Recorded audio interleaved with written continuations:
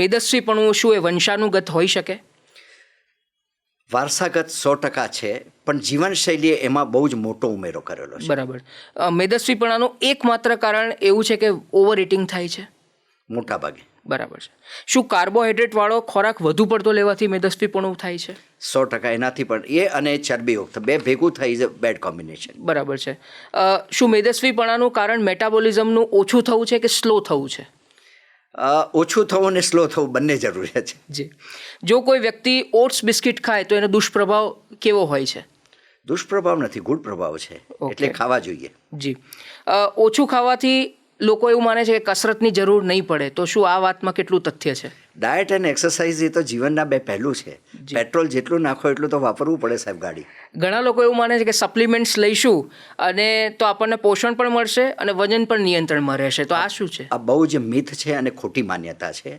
જીવનની જરૂરિયાત મેં કહ્યું 3 મિલની છે અને નિયમિત મિલ ખવાવું જોઈએ. જી.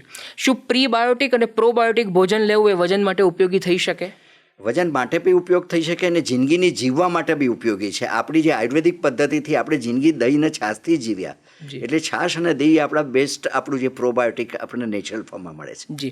લોકો એવું માને છે કે તમાકુનું સેવન કરવાથી વજન નિયંત્રણમાં રહે છે, આ વાત સાચી છે? બહુ જ ખોટી માન્યતા છે અને આને ક્યારેય સપોર્ટ ના આપી શકાય. જી. બાળક જે મેદસ્વી છે અથવા તો મેદસ્વીપણાનો શિકાર છે તો એને કંઈ કરવાની જરૂર નથી, બાળક મોટું થશે એટલે આપમેળે મેદસ્વીપણું ઓછું થઈ જશે, આવી માન્યતા માતા પિતા ધરાવે છે, આના વિશે શું કહેશો? 101% મા બાપે આના બાબતમાં કોન્શિયસ થવું પડે. ચાઇલ્ડહુડ ઓબેસિટી એ મોટો બર્નિંગ પ્રોબ્લેમ છે. અત્યારે હાલ આપણા ત્યાં લગભગ 40 લાખ કરતાં બાળકો ભારતમાં ઓવરવેઇટ અને ઓબેસિટી છે, એટલે મા બાપે જ જાગવાનું છે, બાળકે નહીં. ક્રેશ ડાયટિંગનો જે વિકલ્પ છે એના વિશે આપ શું કહેશો? લોકો અપનાવી રહ્યા છે, આ કેટલું યોગ્ય છે?